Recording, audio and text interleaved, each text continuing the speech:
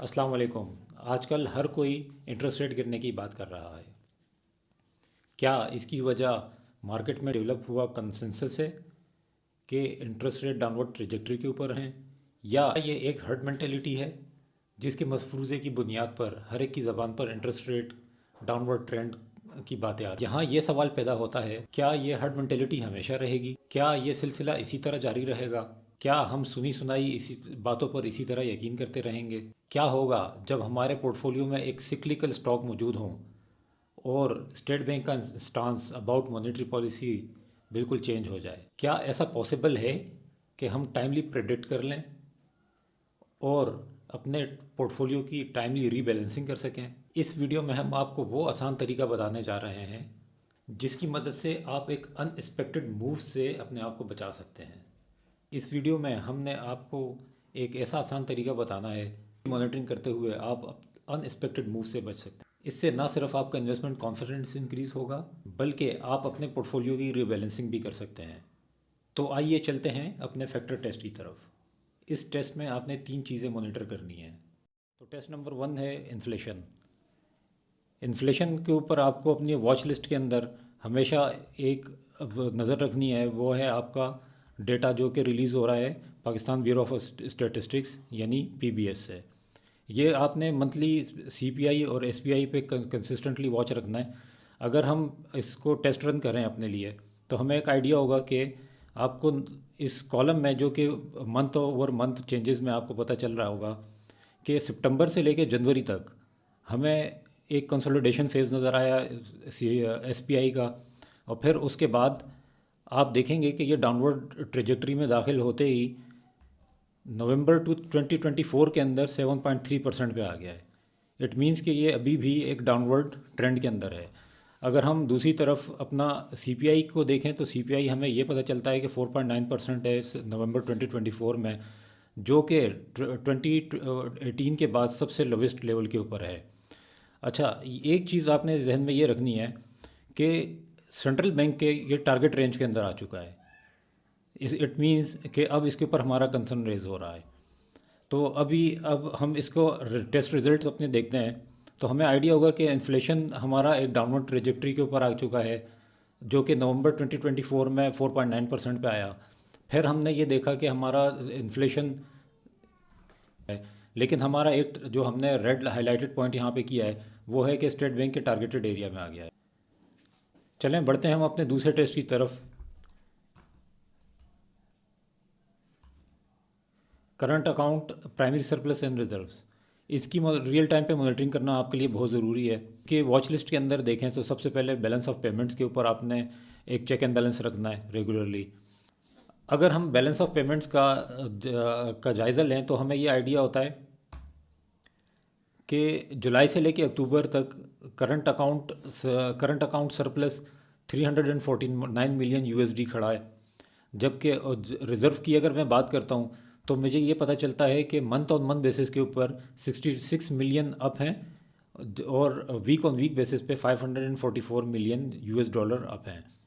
और अगर primary surplus की अगर मॉनिटरिंग की बात करें हम तो हमें ये पता चलता है कि एफबीआर जो कि अपनी कलेक्शन से शॉर्ट चल रहा है 3% से, और उसका वो शॉर्टफॉल फिजिकल ईयर 2025 में अब तक 356 बिलियन तक पहुंच चुका है, जो कि एक बहुत बड़ा कंसर्न है, ना सिर्फ हमारा एज इन्वेस्टर बल्कि आईएमएफ का भी इसके ऊपर बड़ा कंसर्न है लिए, जिसमें आजकल आपको आइडिया भी होगा कि advance to deposit ratio of the banks का अल्टरनेट के लिए एक कमेटी बिठाई है जो कि इसको अब सिफारिशात पेश करेगी और टैक्सेशन करेगी कि वो गवर्नमेंट की इन्वेस्टेड सिक्योरिटीज़ के अंदर टैक्स कैसे कलेक्ट किया जाए।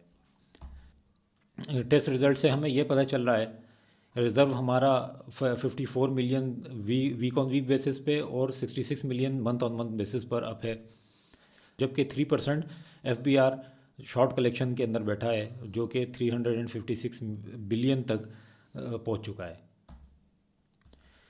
ओवरऑल अगर हम देखें तो इसमें भी हमारे लिए एक रेड पॉइंट है, इसी वजह से हम इसके लिए सेटिस्फैक्ट्री हम कंसिडर करेंगे और प्रोसीड करेंगे अपने नेक्स्ट टेस्ट की तरफ, जो कि टेस्ट नंबर 3 हमारा है market yield. Market yield and mean reversion की अगर हम बात करें तो उसकी वॉच लिस्ट में हमारे लिए बहुत ज़्यादा ज़रूरी है कि हम इसको रियल टाइम पे मॉनिटर करें short term yields and long term yields. ये डेटा आपको स्टेट बैंक की वेबसाइट से बहुत आसानी से मिल जाएगा। स्टेट बैंक इसको पब्लिश कर देता है। अगर हम वेटेड एवरेज यील्ड और short term and long term का आपस में कंपैरिजन करें तो हमें एक इंसाइट मिल रही है कि शॉर्ट टर्म बेसिस के ऊपर यील्ड डाउन है, जबकि लॉन्ग टर्म बेसिस के ऊपर यील्ड थोड़ी अप है। समझने का पॉइंट ये है कि हमारे रिजल्ट्स हमें ये बता रहे हैं कि 3 मंथ्स की प्राइमरी मार्केट यील्ड जो कि डाउन हो गई है 70 बेसिस पॉइंट्स के, 6 मंथ्स 61 बेसिस पॉइंट्स है, 12 मंथ 85 बेसिस पॉइंट्स पे, 3 मंथ्स का 108 बेसिस पॉइंट्स पे, 6 मंथ्स की 72 बेसिस पॉइंट्स पे एंड 12 मंथ की 61 बेसिस पॉइंट्स पे। जबकि PI 20 का अंदर जो है हम देख रहे हैं 5 to 10 ईयर्स अप है।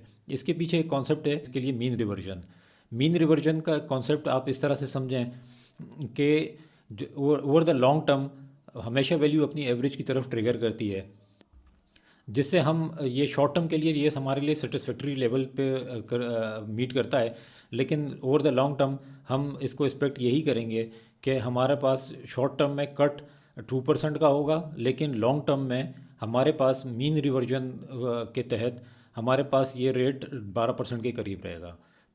हम एक्सपेक्ट करते हैं कि शॉर्ट टर्म में स्टेट बैंक तकरीबन 2% से रेट को कट तो कर देगा, लेकिन आने वाले दिनों में इनको 12% पे रखने चाहिए, क्योंकि लॉन्ग टर्म में interest rate averages mean reversion के तहत 12% के करीब होती है। इससे अगर शार्प डिक्लाइन आएगा तो हमें बहुत ज़्यादा कंसर्न रेज होगा, तो और हम अपने पोर्टफोलियो की रीबैलेंसिंग इन एडवांस कर लेंगे। टेस्ट आप लोगों ने अपने अपने पास परफॉर्म करते रहना है और उसके ऊपर रियल टाइम चेक रखना है। ये आपको एक इंसाइट दे देगा कि कब अनएक्सपेक्टेडली कोई इवेंट आ सकता है जो कि आपके पोर्टफोलियो को हर्ट कर सकता है। तो बेहतर यह है कि आप इसको अपने पास रियल टाइम पे चेक रखें और अपने पोर्टफोलियो को मैनेज करने के लिए बनाएं।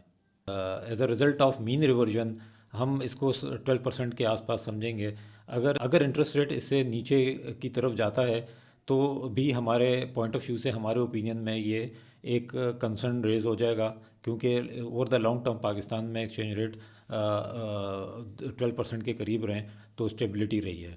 कम रहेंगे तो फिर वो अचानक से बूम बस्ट साइकिल का हमें सामना करना पड़ सकता है। चलें आगे बढ़ते हैं और इस स्लाइड को आप देखें तो इसमें सबसे बड़ा हमें जो बेनिफिशियरी नज़र आता है वो है निशात मिल्स लिमिटेड, जो इंटरेस्ट रेट कट का। दूसरा जो जिनके ऊपर नेगेटिव इम्पैक्ट आएंगे वो आएगा अटक पेट्रोलियम। में ये समझें कि वो जो कैश रिच कंपनीज़ हैं उनके ऊपर नेगेटिव इम्पैक्ट आना है, जो कि हाईली लेवरेज कंपनीज़ हैं उनके ऊपर पॉजिटिव इम्पैक्ट आना है। तो जो ऐसी कंपनीज जैसे अटक पेट्रोलियम, सिस्टम्स, मारी, ये कैश रिच कंपनीज़ हैं, तो इनके ऊपर नेगेटिव, क्योंकि शॉर्ट टर्म इन्वेस्टमेंट्स होती हैं इनकी, जो कि जिसके ऊपर यील्ड अब उनको कम रिसीव होगी, इस वजह से इनका जो अदर इनकम जो कि शॉर्ट टर्म इन्वेस्टमेंट्स में होती हैं वो थोड़ी इनकी कम आएंगी। तो इसके ऊपर आपने इस तरीके से इनको वर्कआउट करना है। दोस्तों, अगर वीडियो में आपको कोई टेक्निकल जॉर्गन या कोई डिफ़िकल्ट कॉन्सेप्ट नज़र आया हो या फ़ील हुआ हो तो मुझे कमेंट में आप लिखिए। हम आपको इसको मज़ीद आसान अल्फाज में बयान करने की कोशिश करेंगे, क्योंकि हमारा मानना है कि जब तक financial literacy grass root level पर नहीं जाएगा, ना तो हमारी प्राइमरी मार्केट डेवलप होगी, ना हमारी कैपिटल मार्केट डेवलप होने वाली है। लिहाजा उनकी डेवलपमेंट के लिए ज़रूरी है ताकि आप कॉन्सेप्ट को डीपली अंडरस्टैंड करें और अपने पोर्टफोलियो के ऊपर अप्लाई करें। अगर आपको अपने किसी स्टॉक की डिस्कशंस करनी है तो आप कमेंट में लिखिए, आपको उसके बारे में हम पूरी एक इंडस्ट्री की डिटेल्ड एक्सप्लेन करेंगे ताकि आप अपने इन्फॉर्म्ड डिसीजंस ले सकें। तो शुक्रिया दोस्तों, मिलते हैं फिर नेक्स्ट वीडियो में। जब तक के लिए अल्लाह हाफिज़।